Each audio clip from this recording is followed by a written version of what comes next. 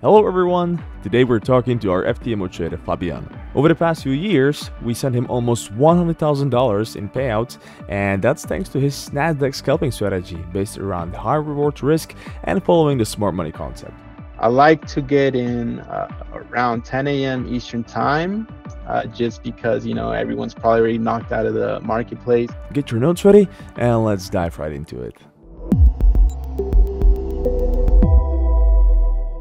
Hello, Fabian. Hey, Vitek, how are you? I'm doing well, thank you. By the way, for those of you who might not know, FTMO is a modern prop trading firm, and we are looking for traders who can manage an FTMO account with up to $200,000. So, Fabian here has been with us for quite a while. I believe you started your first FTMO challenge sometime in 2020, so about 3.5 years ago, right? Yeah, that is correct. I actually started in the month of November, and it was in 2020. It's been quite the journey, but I'm very excited to be a part of FTMO and excited to be here. Okay, awesome. To give you a bit more details on the actual journey, so up until now, so as for January 2024, Fabian has received about 24 payouts from FTMO, and altogether that made over $90,000. So it's been a ride for you, indeed. Considering I think it took you a while before you got to your first FTMO account. I mean, the time between your first FTMO challenge and when you actually got your first FTMO account and your first payout, it took like a year or something like that. Yeah, that's correct. So actually, I didn't have any experience in the markets when I bought my first FTMO, and that was the problem. A lot of beginners also make that mistake, and I couldn't figure it out for quite a while. And being stubborn as I am, I didn't want to do demo at all. I just wanted to, get the ball rolling, get real accounts, live funds, funded accounts, whatever. But it was tough. It was tough at first, definitely. But after trial and tribulation and many FTMO challenges and a lot of studying, we got through it eventually. Nice. So, if I understand correctly, you had no previous experience with trading, no history with brokers, with your own life accounts, nothing like that? So I first, when I was 19 years old, I first got introduced into penny stocks. This is the first form of trading that I got introduced to. And it was on social media. I saw some guys talking about penny stocks, and they were posting these huge gains, these massive ROIs. They would get like 50% return on investment, 70%, which I thought was insane. It kind of seemed unreal at first, but I did some investigation. I found a broker, a platform. I deposited some live funds, and shortly after I got liquidated because I wasn't sure of of what I was doing, honestly, but I was excited to make money and get rich. So I first started with penny stocks, but then after that, I started seeing that there's option trading as well. I think this is like the calls and puts for certain companies or whatever. So I started doing a little bit of that. And when I did that, it was just horrible because it's like time-based contracts, and I was over leveraging, of course. So I lost half of my account within that same day. And this is hard-earned money that, because I had a 9 to 5, I had a job at the time. And, I was just working, depositing money into these live accounts, and they disappeared, faster than I'd, take to get the money together. And, it was tough. And then I decided to do a long-term investing, which is where you buy shares of a company and then you hold and you hope for, price to go up, and then you see a small ROI or whatever. But that was horrible as well. I didn't have any luck with that. So then there was this organization that was called I Am Academy, and they introduced me to Forex. And to be clear, I do not recommend this organization at all. They stain the name of trading itself, but I found out about Forex through them, and I didn't have any luck because, the people who introduced me to it, they didn't know what they were doing at all. So I was just getting annihilated in all directions of trading. So it wasn't good. Wow, sounds like a very painful beginning. A lot of experience, a lot of costly experience. Definitely. Okay, so it was that like vision of being a successful trader, of the knowledge of that it can be done, that like kept you alive, kept you in this business. Because like 90% of people, if they had experiences as you had, they would probably say, okay, might be actually smart to get out of trading completely and stop losing money all over again. So what do you think kept you in there?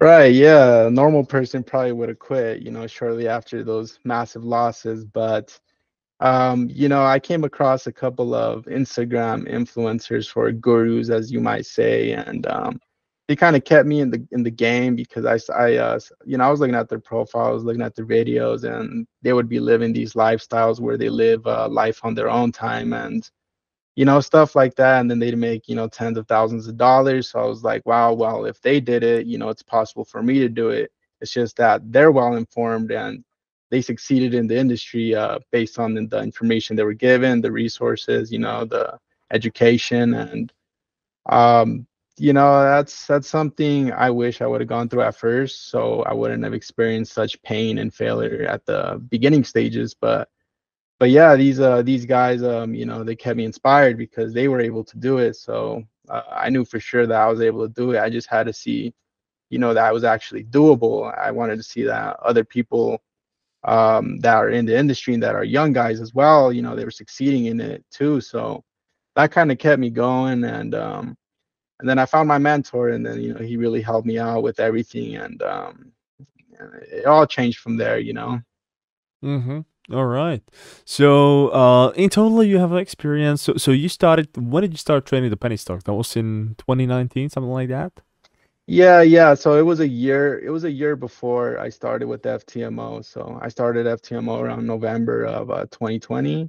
So yeah, it was about a year before, and I tried a lot of different ways to trade. Like I said, option trading, penny stocks, long-term trading with shares and stuff, and forex, opening small accounts, like $1,000 accounts, $500 accounts. And until I stumbled across FTMO. At first I thought it was too good to be true. I was seeing that they would let you borrow up to $100,000, $200,000, which was pretty insane to me, because I knew how hard trading was, so I didn't know there was really these prop firm companies offering that opportunity. So once I read about the benefits and stuff, and saw other traders who are involved in these prop firms, and their great testimonies, especially with FTMO, a lot of good reviews, by the way.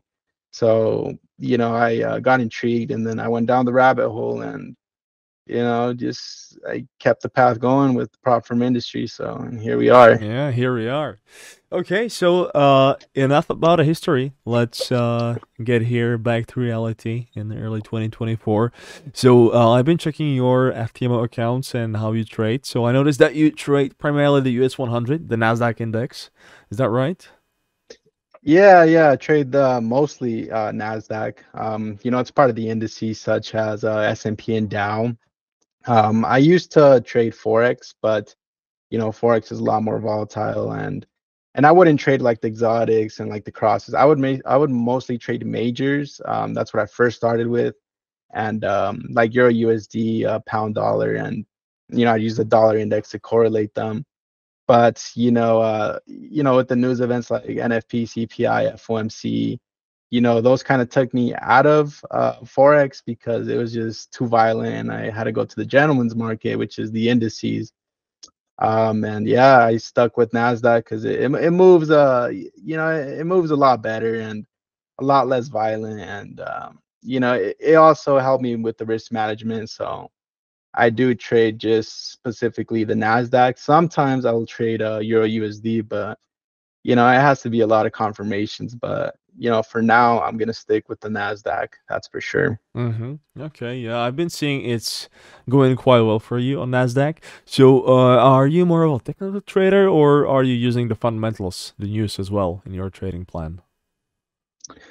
So I'm a scalper. So that being said, I'm more of a technical analyst type of guy, and I use previous data that the chart provides for us to identify levels and stuff like that. So yeah, I'm a very technical analyst. Um, and well, yeah, you could use fundamental analysis for certain things, but I think that matters more for forex or long-term trading, day trading, or if not swing trading. But for me, I'm a scalper, so I jump into the smaller time frames and stuff like that. So I'm more of a technical analyst. Mm-hmm. All right. Okay. Well, I think that's enough for the introduction, and now let's check out how do you actually trade in the strategy part. Connect with other FTMO traders, discuss trading ideas, and simply stay in touch with us. Feel free to join our Discord channel with 40,000 traders now. Now let's see Fabian's strategy. So you mentioned that Nasdaq is your favorite thing to trade currently. So I can see it. You have some sort of indicator, some sort of a splitter for days. Is that something you use? You want to see the different days separated from each other?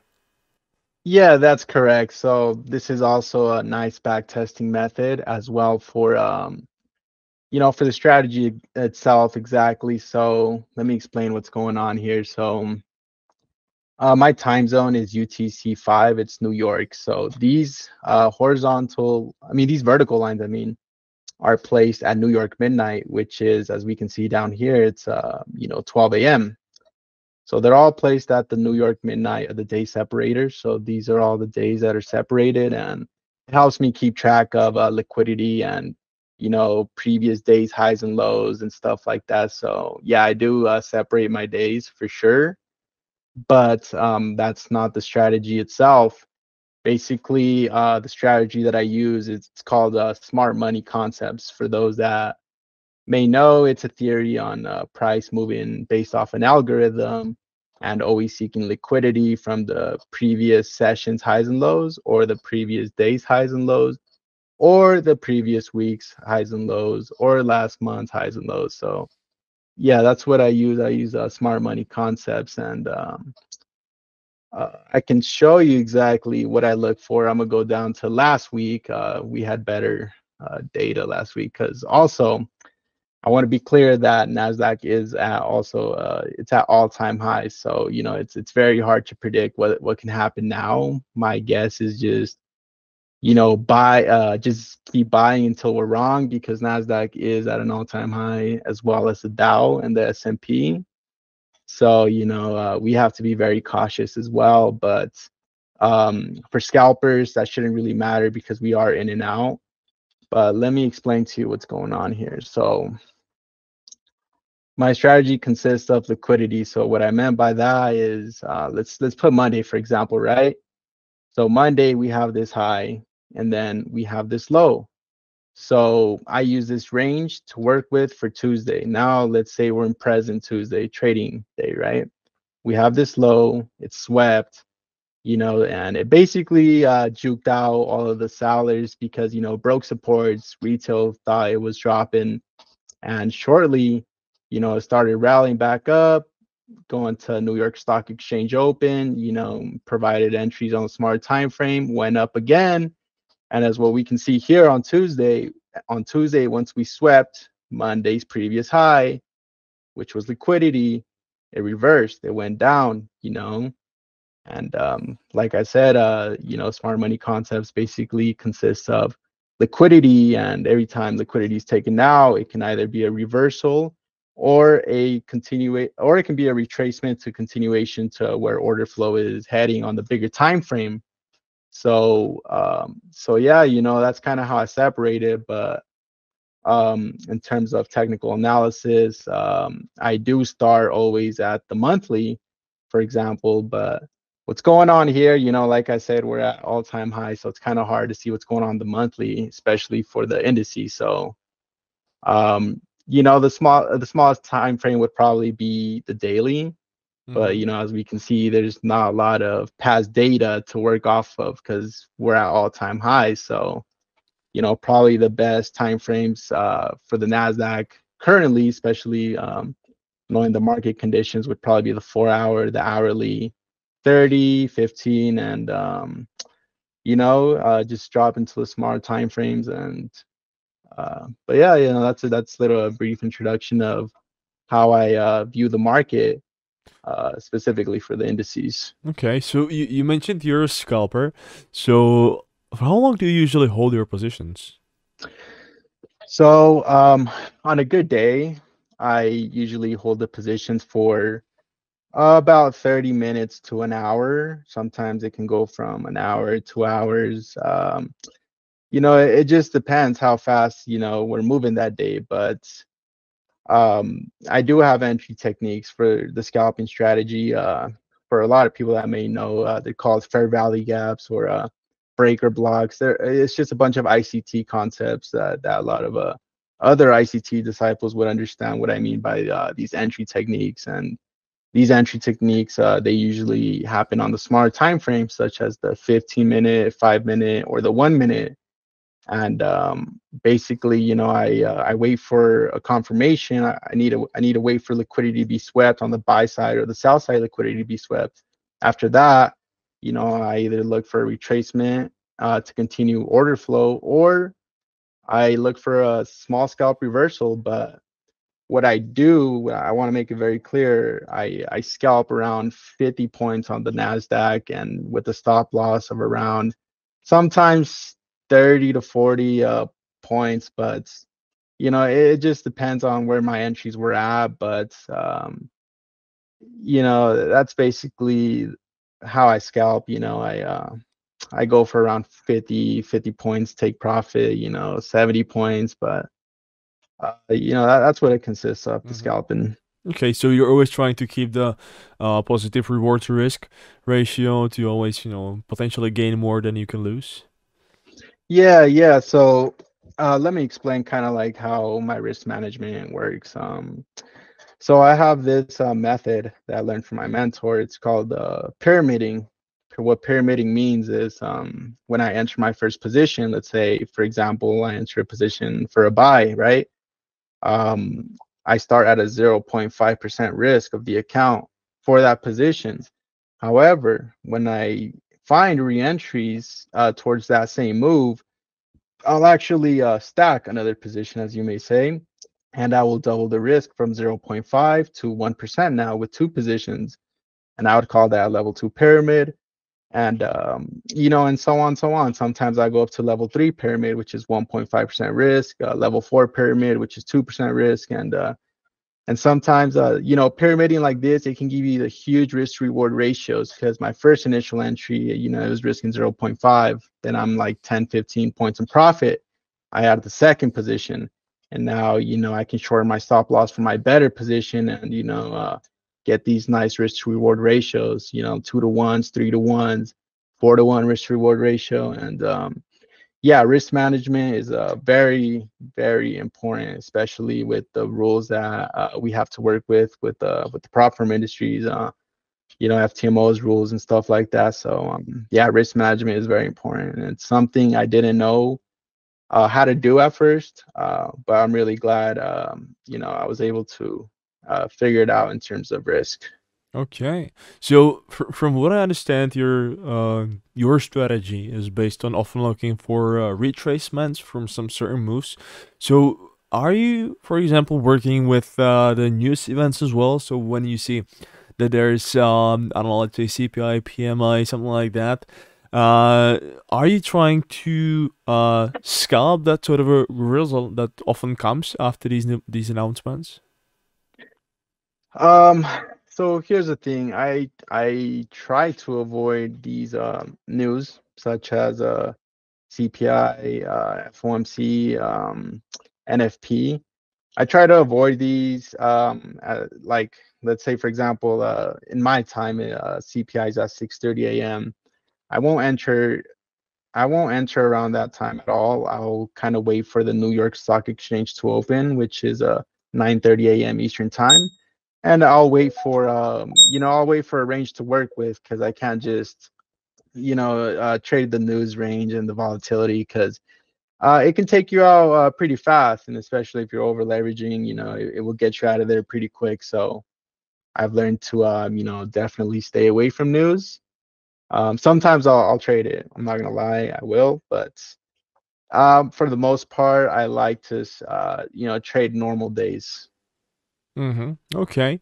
Now, how often do you actually trade? How many trades do you take? Because I've been checking your past FTMO accounts, and you often take just a few trades before the payout. So it's not like you would be making 10 trades every day. Yeah, that's right. So um, before, when I had smaller accounts, I would my trade frequency would be fairly high. I'd be trading a lot. I'd be inputting probably 50 to 60 trades a week. But I was just trying to pass accounts. I was trying to get funded and get payouts and stuff. But that wasn't really the way. What I really learned is being patient, waiting for the setups, and having the trade frequency very low. You don't want to input too many trades. I'll probably enter, I'd say, like 5 to 6 trades average a week. So maybe like one trade a day. It just depends, like I said, and especially on the Nasdaq, since we are at all-time highs. I haven't been trading as much because I want a new range to form, and I want to kind of see what I'm working with here, because we've never seen the indices at all-time high, so it's totally unexpected of what can happen. So yeah, my trade frequency will be very low going forward until new ranges form and I have past liquidity to work off of. All right. So maybe let's recap your strategy a little, something that you've been mentioning in the beginning of this part. So, are you always working with the range from the previous day? So if you let's say if it's a new trading day, you're starting your trading session with the top-down analysis. So, you always highlight the previous day's low and the previous day's high. Yeah. So that's basically what I do, but I also want to be very clear. So also, as we know, the indices, the New York Stock Exchange opens at 9:30 a.m. Eastern Time, and what I highly recommend is from 9:30 a.m. Eastern Time to when the New York Stock Exchange opens to 10 a.m. Those first 30 minutes of open, increase a lot of volatility, a lot of juking, a lot of uncertainty. So I like to get in around 10 a.m. Eastern Time, just because everyone's probably already knocked out of the marketplace. And yeah, I do use previous days liquidity, previous sessions liquidity, highs and lows specifically. That's why I separate my days so I can literally see Monday's highs and lows, Tuesday's highs and lows, Wednesday's highs and lows, and as soon as I see one of those lows or highs, swept, um, then I start looking for potential entries for a retracement to continue, or a reversal. But like I said, I'm a scalper, so most of these scenarios do be hitting, just because I don't really day trade or swing the trades itself. But yeah, noting the previous sessions highs and lows, previous days and previous weeks highs and lows is very important, especially for the indices specifically. It could work on Forex. I'm not saying it doesn't, but I've been doing well in the indices, so that's Okay. kind of what it is. Now, one of the last questions here that comes to my mind. So, let's say hypothetically that you are entering a new trading day, and you see that the price breaks the previous high of the previous day. Uh, what confluences are you looking for that are gonna tell you whether there's gonna be a retracement or if the price is gonna keep going upwards? Yeah, so let me try to use an example here. For example, so this area right here, I'm gonna draw a horizontal line on this previous high. Okay, so we're gonna use this example. So this high, it's noted. Let's say we are in Monday or Tuesday. Let's say Monday, for example. We have this high noted from Thursday, last week Thursday. No, I don't think it's last week Thursday. It's yeah, it's a January 11th high. Okay. So right here, we came close to sweeping the liquidity, which it left this liquidity pool open. Usually when the algorithm likes to target previous highs or lows, it will rip through it just so, buy stops or anything can get triggered from the retail and take them out. So let's say, for example, this high, look, I'm looking to take out this high for this week, for the new week.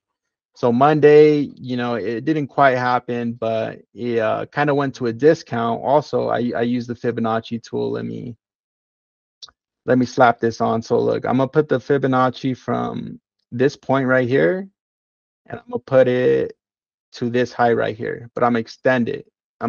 So basically, it was the price run from this low to this high. I put the low of the Fib tool right here, the high right here.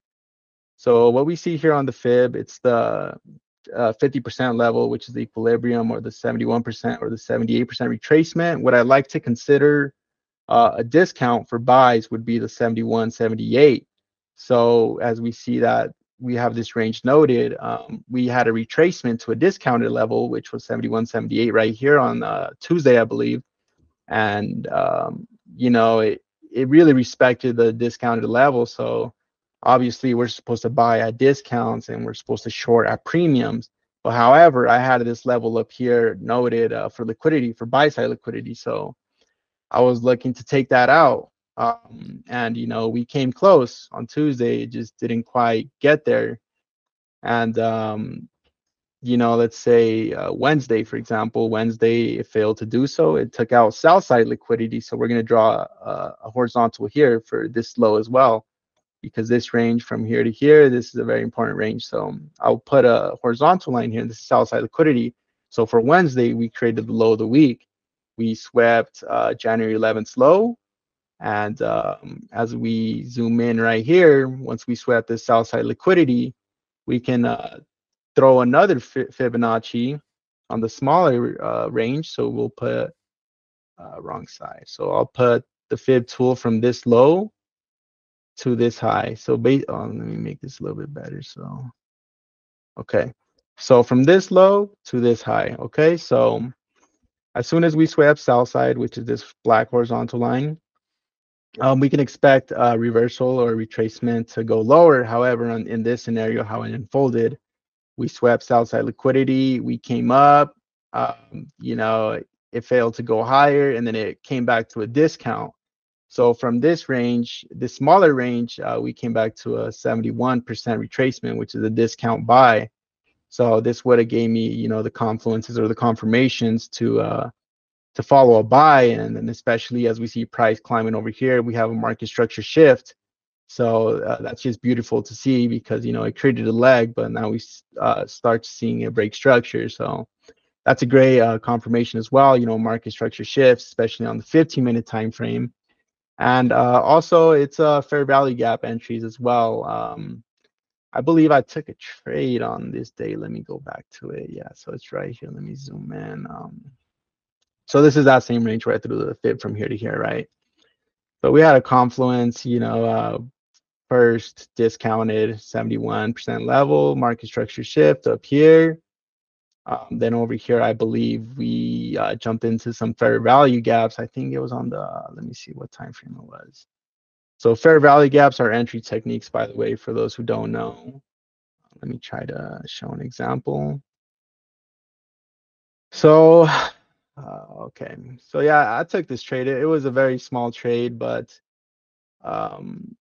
so basically, I got in when I started seeing it climb up here again, and it was a very small stop loss, but at 30 points, I wasn't too sure what price could have done. So it was a scalp, but I do like dropping the Fibonacci and looking at my discounted levels, looking at my premium levels for shorts. I'm better with buying, so I like seeing the discounted levels, and I'll take those buys all day. But yeah, that's pretty much kind of what I do. I kind of wait for a huge liquidity pool to be taken out, previous sessions or previous days highs and lows to be taken out.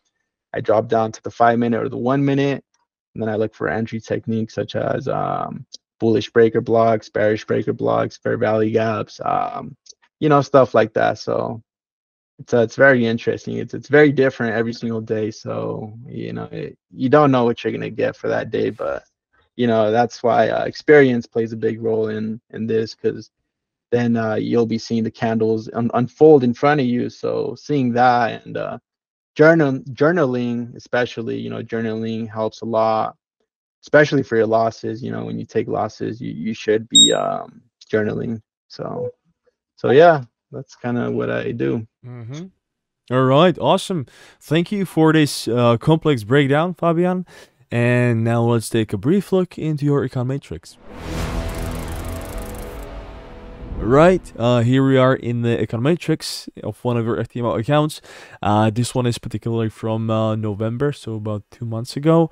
So here we can see that things were not going well for you from the beginning. You even went to a loss. So do you know what happened there? There's been a lot of consecutive losses. On this account specifically, or are you talking about in the past? No, on this account specifically. Oh, okay, yeah. So let's check out this account. So this was during November of 2023. It looks like I got some cushion on the first day of trading. Then I took some pretty consecutive losses, some pretty big lot sizes. That's probably the reason why, if I'm not mistaken. But yeah, I started slowly making it back up, and you know, taking smaller losses, learning from my mistakes. You know, these losses here are a lot smaller than the ones we saw at first. And yeah, November 27, we had an amazing day. It was 7% profit, I believe, on this 200K account. Let's see, I kind of want to see which pairs I was dealing with. Yeah, so I was saying earlier in the interview that I'm mostly a buyer, so you know, that kind of shows that. Okay. Oh, okay, yeah. So Nasdaq, so Nasdaq and a little bit of some euro action right here. So yeah, you know, I should have been a lot more careful with this account specifically, because this is the account that I did get scaled up for having it for 4 months, getting a couple withdrawals and having more withdrawals than 10% totaling. I believe that's when they scale it up. Yeah, 10%. So yeah. So I should have been a little bit more careful in terms of risk management, but you know, I'm glad, you know, this was a very good month. But yeah. All right, so if you could scroll back up a little bit so we can see the stats on your max daily loss and the profit. Okay, here we are. Okay, so yeah, seems you've been very comfortable with both limits. You didn't need nowhere as much as you could have lost. So only 2% daily loss and around 3% overall max loss. So that's very well done. Now, if you could scroll a little bit further down, let's see what we have here. All right, so reward to risk 2.18. So that's what we've been mentioning in the beginning, right? So keeping that positive reward to risk ratio, even though the win rate was slightly below 50%, thanks to that high reward to risk, you managed to end up in a very nice and profitable manner. And yeah, what else do we have there? If you could scroll maybe to the bottom of the page, let's see the stats there. So yeah, all US 100, all Nasdaq pretty much. Yeah, we took some good sales here on these days. I'm not much of a seller, but But what's interesting here is that you see a scalper, but those trades were held for 4 days and one for 2 days. So yeah, it was a very special occasion for this. I'm talking 4-hour confirmations, hourly confirmations, and I do have a trade plan where I do normally scalp. However, before I entered this trade, I knew I was probably gonna have to swing these ones, or at least, you know, we're talking these guys, right? So you know, I had to swing them, and that was the plan at first. I usually, before I enter the trade, I gotta know if I'm a scalp or if I'm gonna hold it for a couple days. It just depends on where we're at on the bigger time frame. But for this scenario specifically, yes, I held these for quite a while, which I normally don't do.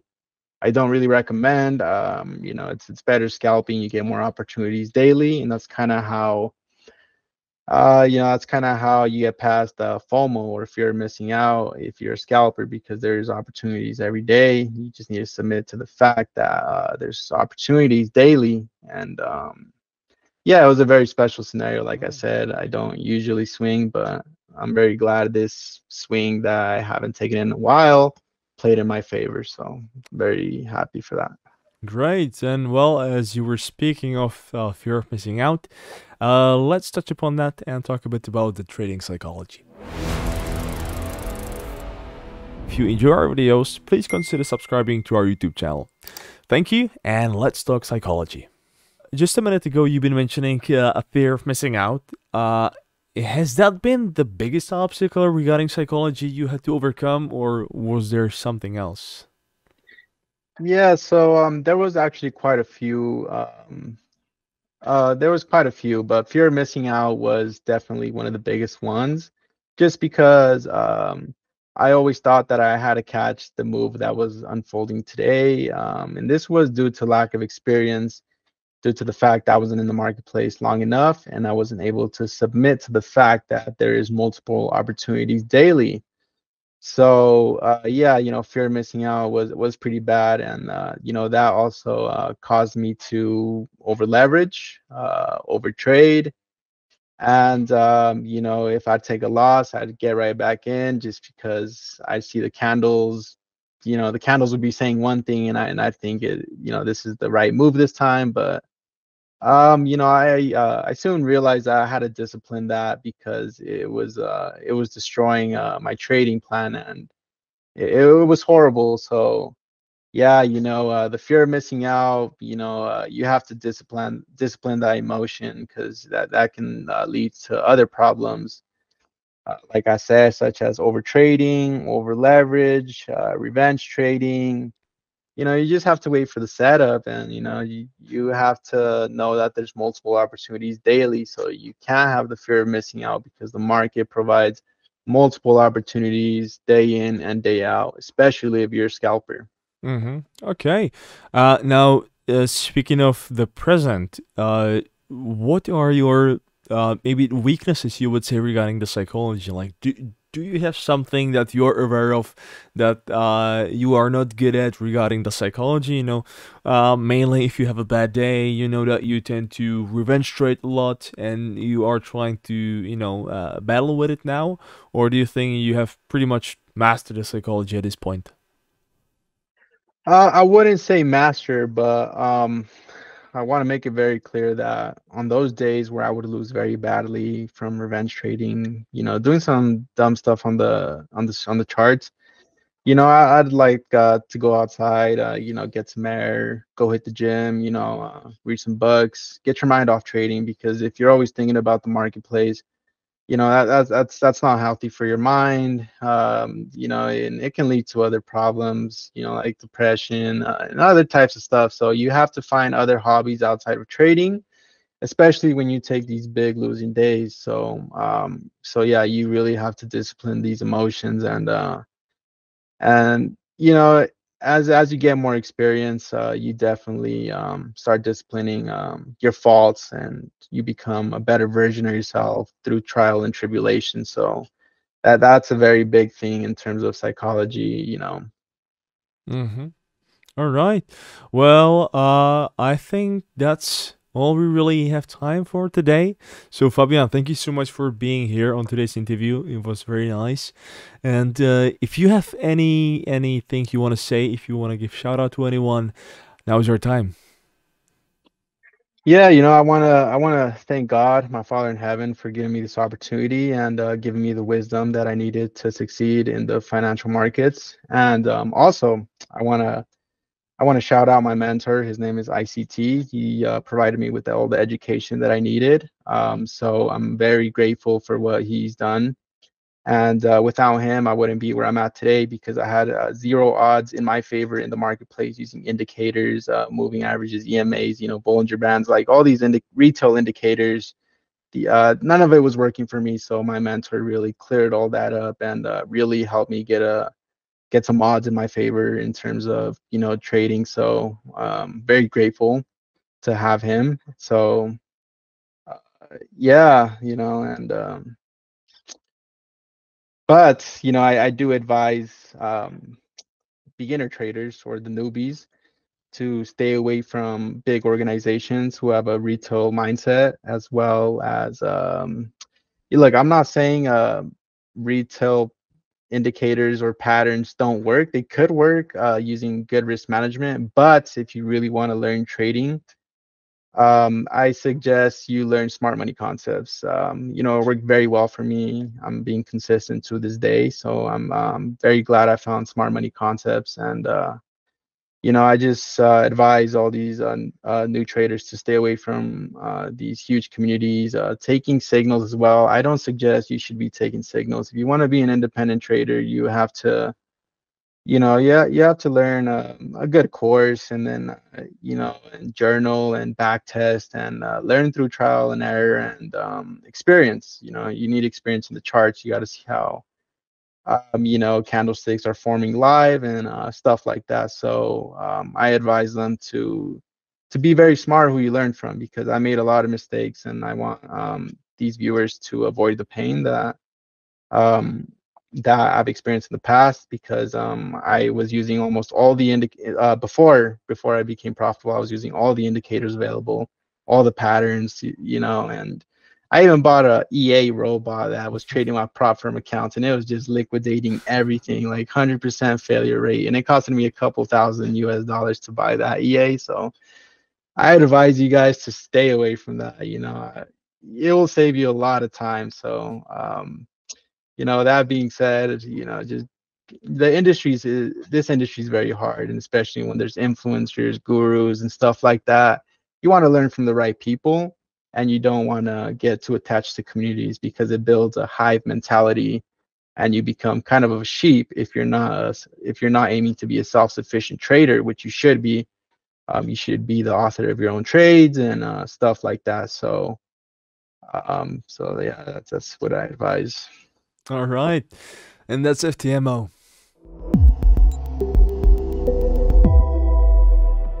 Huge congratulations to Fabian again. It was a real pleasure to have him on.